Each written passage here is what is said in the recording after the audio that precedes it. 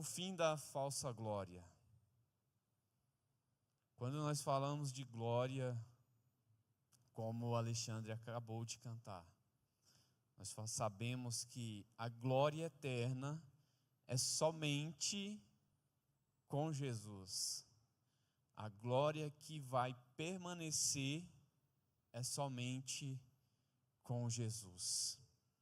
Mas o homem, ele anda tão iludido que ele busca uma glória temporária, achando que é uma glória eterna. E nós sabemos que essa glória, ela vai chegar ao fim.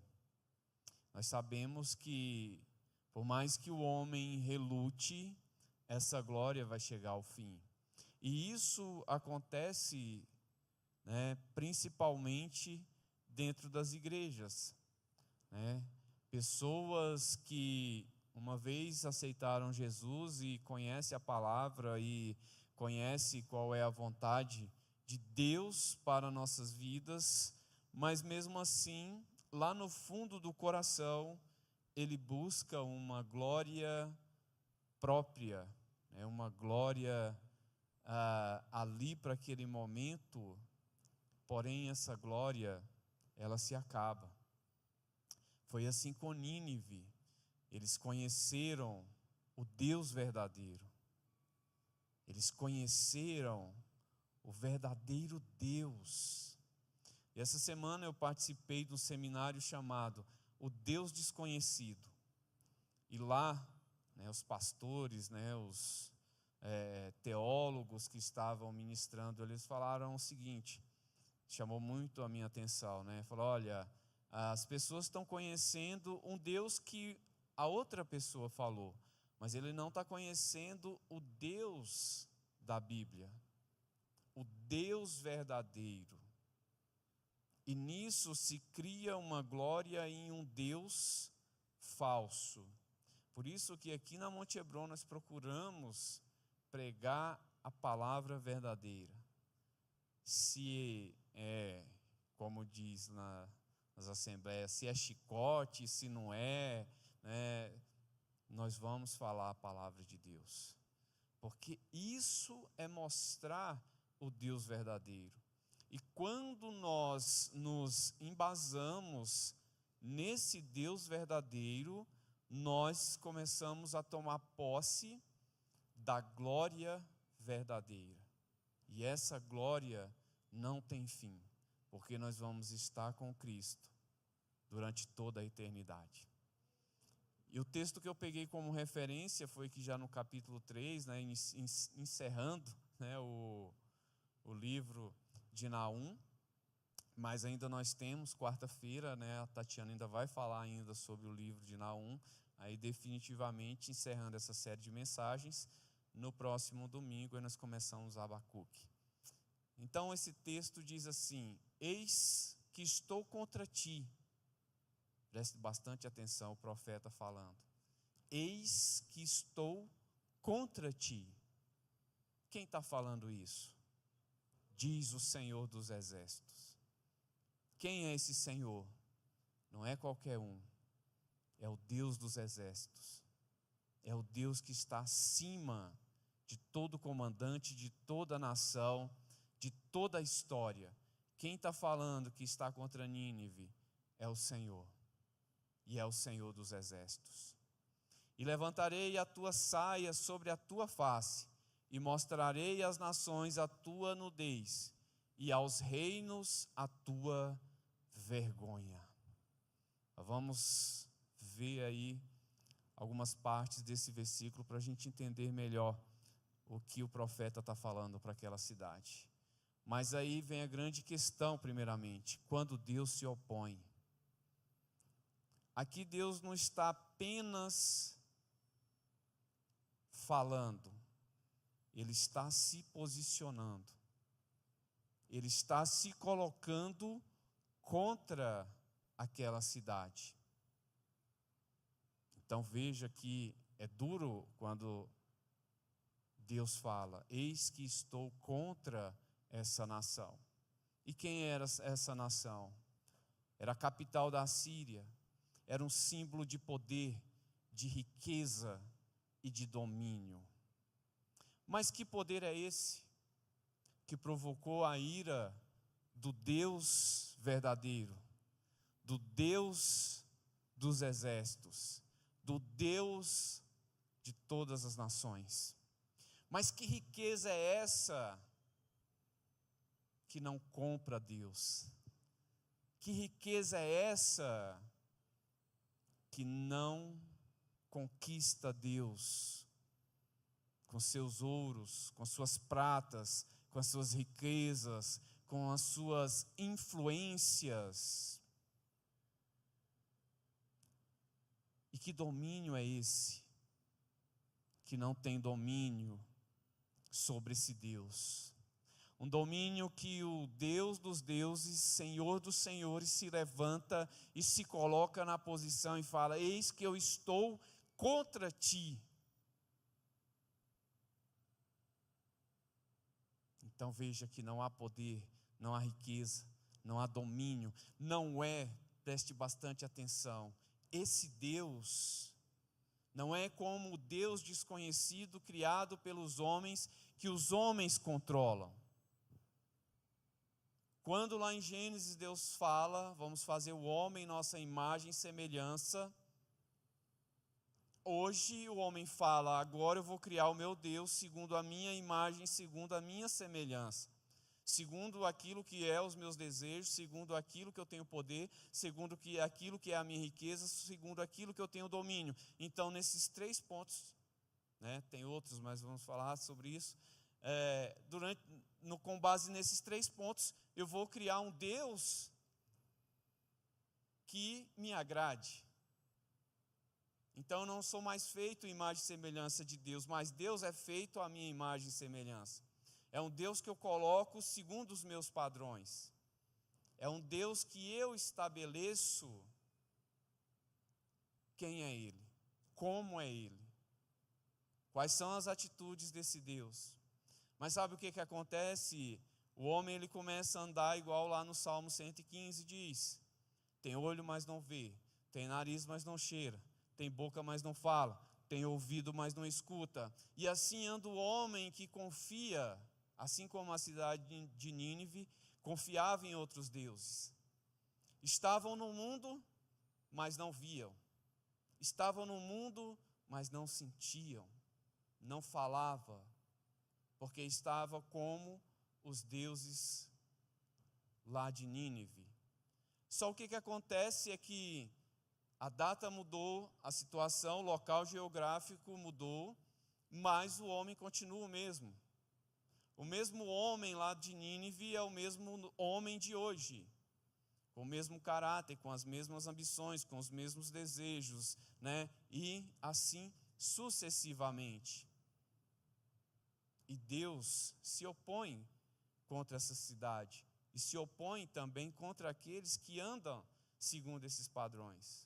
Podemos ter riqueza, podemos ter poder, podemos ter domínio, mas para ter a glória verdadeira é somente com Jesus. Então eles tinham tudo isso, mas por trás da glória havia sangue, mentira, opressão, idolatria, que era o que predominava naquela cidade. Era que estava, no auge. Eram as mentiras, as opressões que os maiores faziam para obter poder sobre o menor, prestígio com a sociedade, prestígio com a política, prestígio na cidade. E Deus olha para tudo aquilo e Deus não se agrada. A grande questão aqui nesse primeiro ponto é: o que nós estamos fazendo para agradar a Deus? O que no nosso coração está prevalecendo para agradar a Deus? Então os exércitos caldeus foram apenas o instrumento, de derrubada de Nínive, mas Deus foi o verdadeiro autor. Deus é que estava no comando da história. vejamos que Deus usa os caldeus para punir aquela cidade. Nesse momento a gente vê Deus usando o ímpio para punir o ímpio.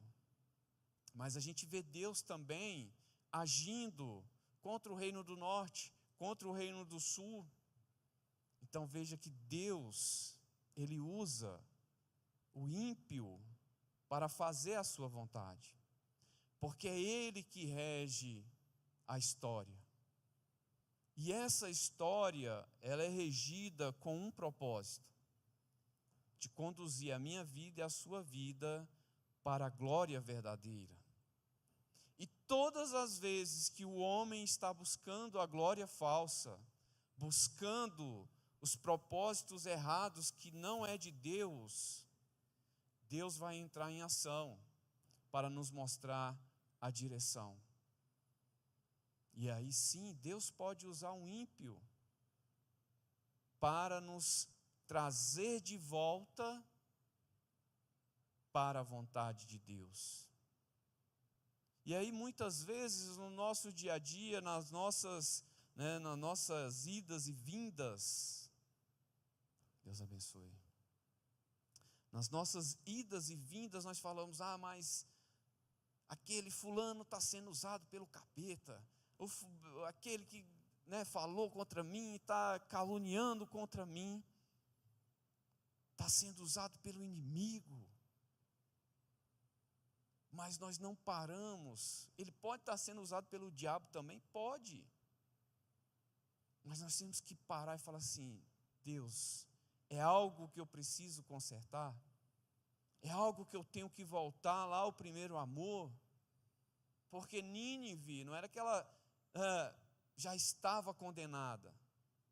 Se ela se arrependesse, Deus poderia livrar? Poderia. Mas o pecado era tão grande que eles nem pensavam nisso. Nem pensavam na misericórdia de Deus. O que eles fizeram? Construíram grandes muralhas, porque agora, daquela vez lá, nós nos arrependemos. Agora não, agora nós estamos protegidos. Ou seja, confiando no poder. Mas eles se esqueceram que Deus é que comanda a história. É Ele quem levanta. E é Ele que abate os reinos. Tudo está no controle de Deus. Tudo está no comando de Deus. É Ele que comanda. E se alguém tentar intervir, Deus entra com a sua justiça. Aqueles que escolhem o caminho do mal terão de enfrentar, inevitavelmente, o Deus do juízo. A grande diferença na nossa vida parte das nossas escolhas. Hoje eu tive que falar para uma pessoa, olha, não adianta você pedir a bênção para Deus. Falei até um pouco, porque é alguém da família. Não adianta você pedir uma bênção para Deus, Deus te entrega essa bênção e você pega essa bênção e vai lá gastar ela com o diabo. Não adianta. Deus não compactua com erro. Então, se Deus te entrega essa bênção, é para você cada dia mais andar na presença dEle. É para você honrar Ele. É para você glorificar o nome dEle. Então não adianta eu falar: Deus me dá uma bênção. Eu pego essa bênção e agora eu falo: agora vamos gastar nós aqui?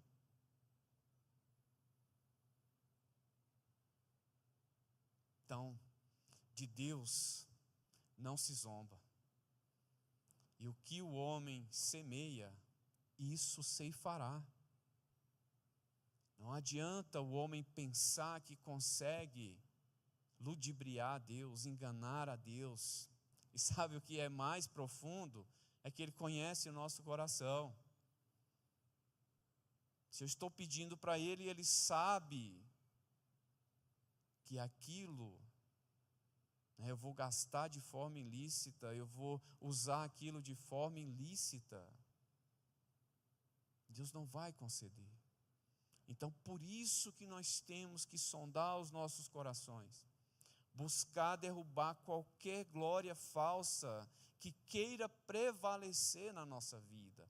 E isso nos traz um posicionamento diário, porque é uma atitude constante, né, de vigilância constante, onde nós a todo momento buscamos agradar a Deus, porque é Ele que é o dono da história. A Ele pertence o ouro e a prata. Então, Ele declara para aquela cidade: eis que estou contra ti. Uma sentença que nenhum povo quer ouvir, não é verdade? Todos queremos ouvir: eis que estou contigo, servo bom e fiel. Eis que vou na tua frente, homem corajoso, valente, destemido. Entra na batalha que eu estou com você. A todos os momentos eu estou contigo, né? A gente quer ouvir isso. Mas quando Deus fala: olha, vocês precisam se consertar. Você precisa consertar a sua casa, precisa consertar a sua vida, precisa endireitar os seus caminhos. Porque, gente, é o que eu sempre falo: lá no céu não entra mentira, não entra arrogância, não entra inveja, não entra sentimento de vingança. E as pessoas querem ir para lá desse jeito. E não vai entrar. A palavra não dá esse respaldo.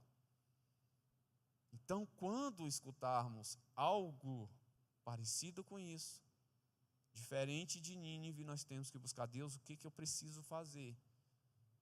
Porque eu quero que o Senhor habite dentro das minhas muralhas. Eu quero que o Senhor habite no meu coração. Diz, né? Levantarei as abas da tua saia. Por quê? É uma metáfora, né, de exposição pública. E essa exposição é algo que, como eu falo, né, o homem é o mesmo.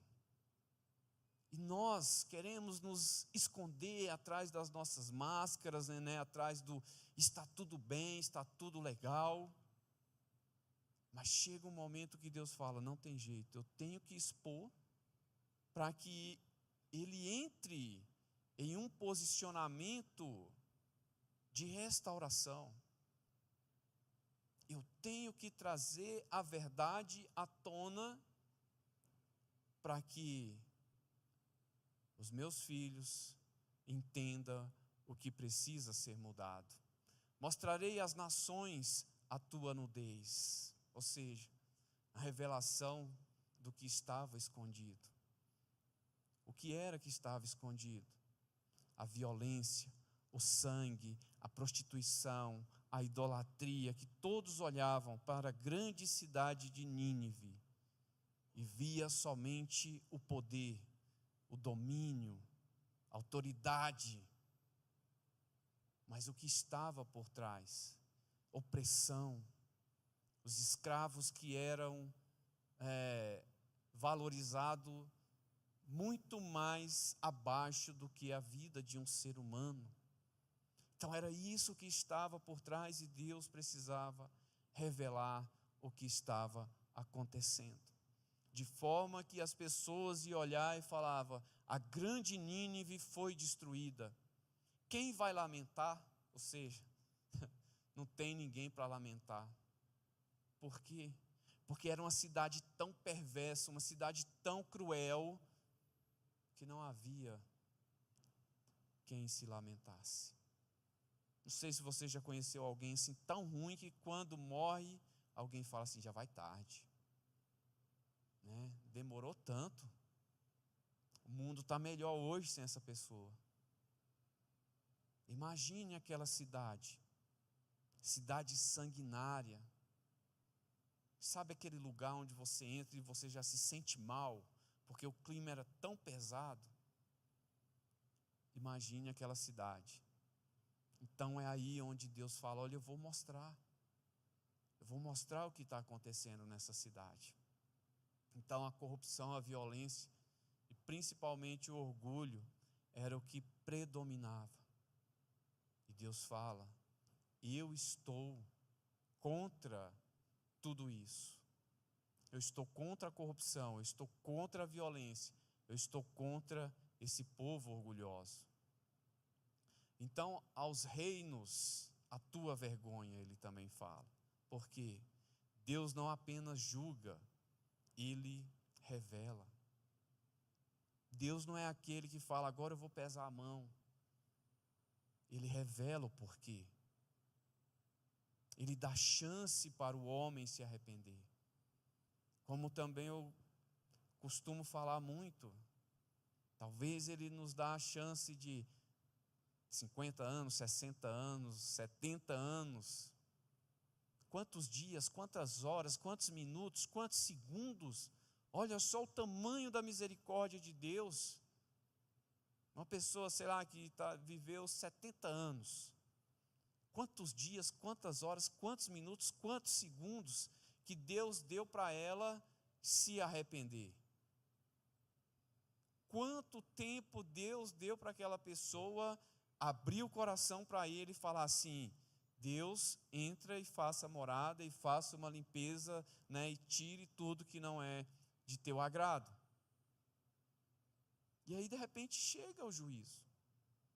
E aí de repente Deus entra com a sua justiça. E aí já não há mais tempo. E a nudez das nações hoje, como está? A falsa glória dos impérios modernos, países que se orgulham de tecnologia, economia e poder militar.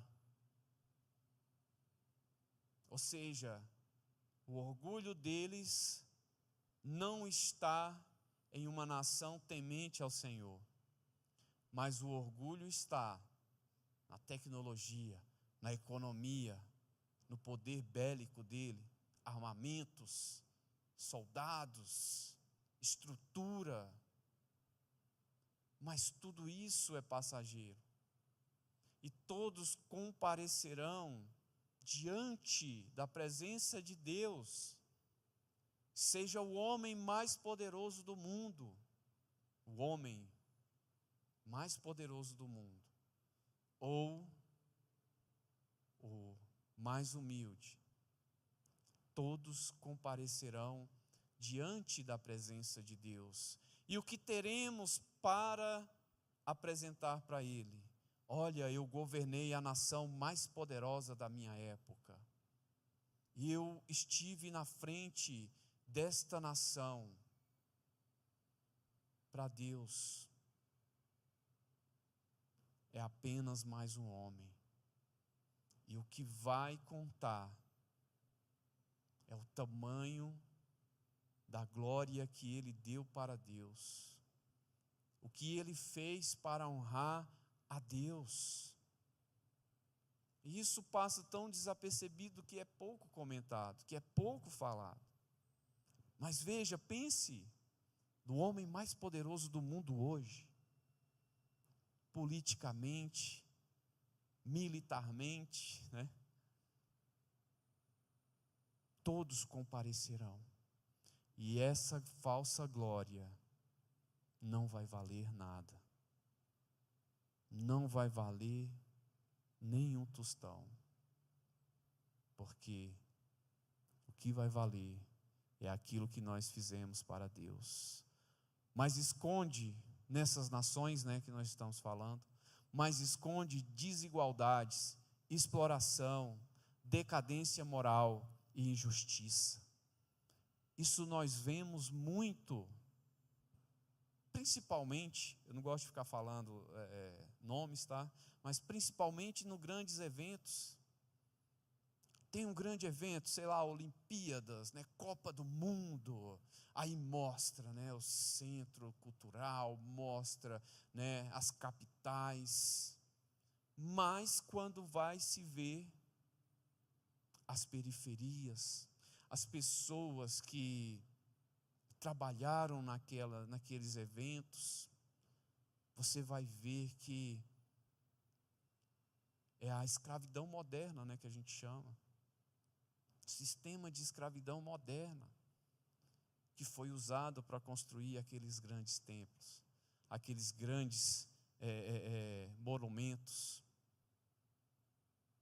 Não é diferente do tempo do Egito, não é diferente do tempo de Constantino, não é diferente do tempo de Roma. E hoje nós estamos vivendo uma falsa glória que está sendo construída em cima de opressão, escravidão ainda sim, em cima de orgulho, em cima de arrogância. E as pessoas estão apenas olhando para aquilo que está na frente, para aquilo que está sendo mostrado. E nós não olhamos, em muitas vezes, com o olhar espiritual, com o olhar que Deus quer que nós olhamos. Lá em Hebreus 10:31 diz: coisa terrível é cair nas mãos do Deus vivo. Coisa terrível é cair nas mãos do Deus vivo. Antes disso, vamos buscar a misericórdia dele. Vamos buscar a graça dele.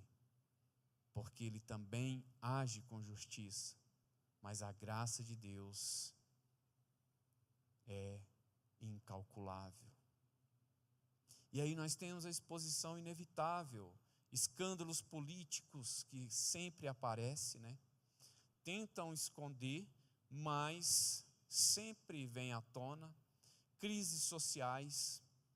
Quando nós olhamos para esses países e começamos a olhar nas questões sociais, também a gente vê que existe crises, colapsos econômicos, né? Como o Augusto falou hoje cedo, né? À toa que alguém assume e já começa a taxar tudo. Por quê? Porque está bem? Porque quer mais dinheiro? O que está por trás disso? A falsa glória. Sinais de que Deus está revelando a nudez. Olha, vocês pensam que tem muito, mas na realidade não tem nada. Vocês pensam que estão no poder, mas na realidade vocês estão apenas sendo ludibriados. Porque esse poder, ele não é nada. O que foi encoberto por propaganda e aparência está vindo à tona. E a gente vê isso muito nas televisões, né? Nas redes sociais. O que está sendo mostrado não é a verdadeira notícia, não é o que verdadeiramente está acontecendo, mas sim aquilo que eles querem que o povo acredite. Eles querem plantar uma falsa imagem e sempre mostrando algo que vai trazer ali um positivismo para aqueles que estão no poder. Mas Deus, Ele mostra a nudez. Se nós buscarmos o nome do Senhor Jesus, Deus vai nos mostrar, Deus vai nos revelar, Deus expõe para corrigir, não apenas para punir. O maior desejo de Deus é corrigir, é buscar aquele, mesmo que seja o mais perverso, que seja o maior pecador, Deus busca corrigir, Deus busca restaurar, Deus busca levantar. Mas para isso acontecer é necessário um quebrantamento, é necessário um posicionamento. Então a vergonha pode ser o início do arrependimento. Depende muito de como nós tratamos aquilo que Deus vem e fala conosco. Pode ser o início de um arrependimento. Pode ser o início de uma restauração, onde Deus vem e fala conosco e nos mostra o que precisa ser consertado, e eu, através, do meu posicionamento, eu busco esse arrependimento. Então, e a nossa nudez? Chegou até nós, né? E a nossa nudez? O que temos escondido atrás de aparências religiosas, sociais ou até mesmo profissional? O que nós temos encoberto? Lá nos adolescentes a gente estamos falando, né, sobre pecado. E nessa sexta a gente falou sobre as consequências do pecado. Porque tudo, como eu falei no início, aquilo que o ser humano planta, ele vai colher. Então nós precisamos olhar para dentro de nós e buscar o que está escondido. E pedir mesmo para Deus para que Ele venha nos mostrar, ou seja, nos revele o que precisa ser consertado, para que assim nós venhamos buscar essa restauração. Porque quando Deus diz, estou contra ti, é tempo de quebrantamento. Não é tempo de rebelião, não é tempo de questionar, não é tempo de relutar, não é tempo de argumentar. Nós podemos sim fazer como Abacuque, que nós vamos estudar, nós vamos falar, Deus, por que isso? Por que aquilo, Deus? Porque quando Ele diz algo dessa natureza, nós precisamos entender que é tempo de quebrantamento. O que é esse quebrantamento? Joelho no chão, leitura da palavra, vida de oração. Aí sim, nós vamos ser restaurados. Então, a exposição pode ser dolorosa, mas é o caminho para a cura. Eu conheci uma pessoa que ela estava com um problema no estômago. E aí ela foi no médico, e o médico, né, fez uma ressonância, alguma coisa assim, fez uns exames, e aí falou para ela, olha, você vai tomar esse remédio aqui durante 3 meses, quando curar, né, quando melhorar a inflamação, você vai voltar, né, para a gente fazer novos exames. Aí ela não voltou. O que aconteceu? Voltou novamente. Ela vai ter que fazer os mesmos procedimentos e se aliviar a dor e ela não for, pode vir mais complicado. Então veja que o caminho para a cura, ele não é fácil. No nosso dia a dia nós entendemos isso com os exemplos da nossa vida.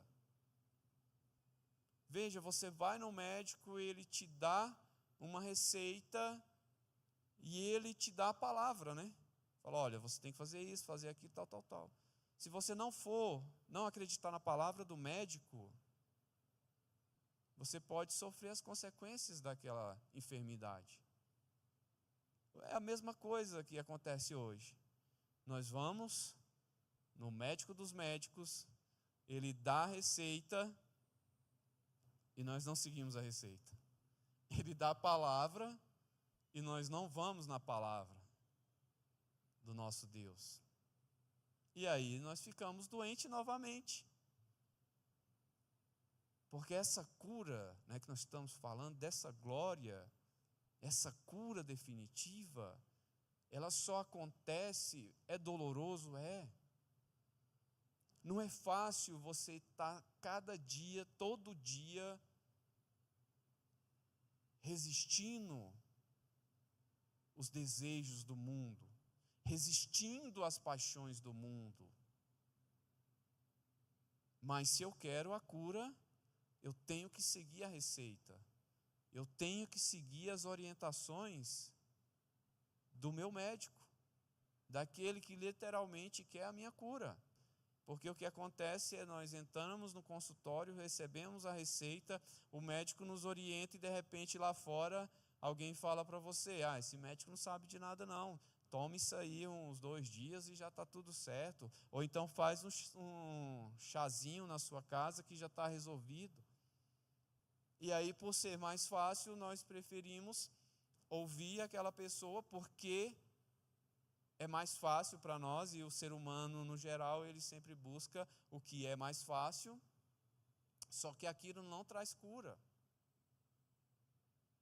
Por isso que Deus fala, olha, eu estou contra ti, porque vem uma provocação para você se levantar do local que você está acomodado e falar assim, não, eu preciso da minha cura e eu vou me levantar e eu vou fazer o que o meu Deus está pedindo.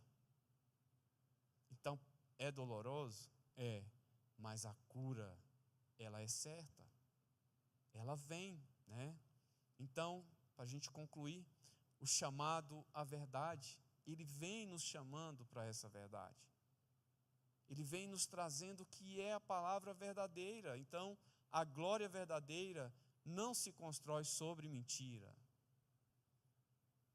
Não há como seguir um Deus falso, um Deus que está sendo falado na nossa sociedade de hoje, mas que não é um Deus verdadeiro, e querer alcançar a glória do Deus verdadeiro.